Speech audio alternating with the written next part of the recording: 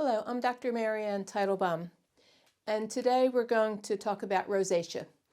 Rosacea is defined as a skin rash whose cause is unknown.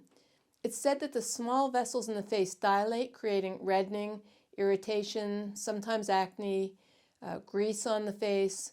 Sometimes the skin pores get enlarged, and even enlarging of the nose can occur. It's recommended that you should avoid anything hot to prevent more heating of the skin, like hot spices, alcohol, sunlight, stress, fragrances, and heat in general.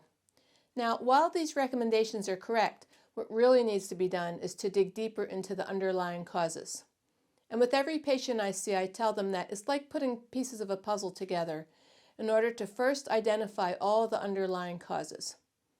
And once we find these underlying causes, which are different in each person, then we can begin building a treatment plan, which includes specific targeted herbs, dietary changes, and detoxification procedures. It's always difficult to describe how we treat any health problem because the real truth is that there is no protocol to treat anything. So with any disease such as rosacea and any others you can think of, there is no protocol for treatment because the underlying causes are different in each person. And each person is unique in what herbs they can and cannot handle. The diet for each person is different, and each person will walk away with a totally different detox protocol than the next patient. So as hard as it is to do, I'll attempt to give a general rundown of the way we treat it. Now, I always tell the patients that we have to start at the superficial level and keep working our way backwards until we eventually reach all of the deep underlying causes. And by now, if you've been listening to any of my videos or the classes on my website, you know that anything on the skin is showing you the health of the body on the inside. The skin is the largest organ in the body, doing just what it was designed to do all day, every day, and that is to dump toxins out onto the skin. But you don't usually see or feel the toxins as they come through. But when you start to see redness, itching, acne, and other issues on the skin, this lets you know that the toxins coming through are very hot and burning, and they hurt the skin as they come through. So now let's begin asking pertinent questions and working our way backwards. So why would the toxins be hot? Well, because the blood which is holding these toxins is hot. And why would the blood be hot? Because the liver, which makes the blood from the food you eat, is hot from all the toxins that are being held in it. We call these hot toxins coming through the skin amavisha and garvisha.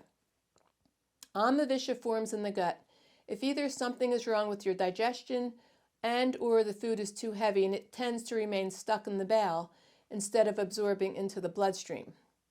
Once this residue, known as ama, of partially digested food gets stuck, it rots and ferments and forms the amavisha. The word visha means poison. So now this channel clogging and very cold ama has become very hot, inflammatory, and acidic. And then when this type of toxin comes through the skin, it forms all kinds of skin conditions like rosacea.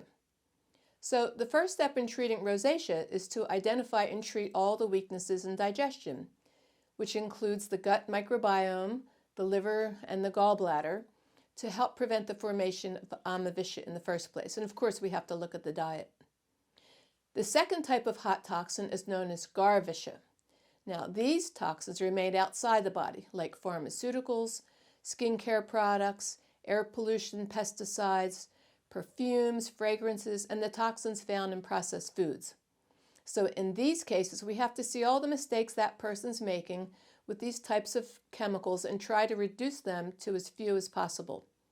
Then cleansing has to be done to take them out of the body. The skin is also showing you the health of the liver. Any toxin you take into the body, whether orally, through the skin, or breathing it in, finds its way ultimately into the liver. Most modern toxins nowadays are very hot in nature, which is why we have global warming as the whole earth is heating up from the air pollution and industry. But on a smaller scale, our liver is heating up from the nonstop chemical toxins going through it on a daily basis.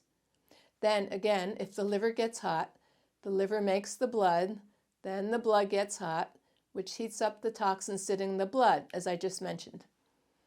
So with most cases of rosacea, we have to be careful how we give the herbs, and we have to give them in a way that won't heat the liver, which means that we will have to give many of the herbs either transdermally through the skin or through herbal nectar drops, which are put in water, which retain the intelligence of the herb without having to give the crude herb in a tablet or tea form, which will flare up the heat in the liver and the blood and thus flare up the rosacea. So this is an important point. We also have to take our patients off most of the nutraceuticals they take, as these highly processed and synthetic versions of the vitamins also create quite a bit of heat and toxicity in the liver.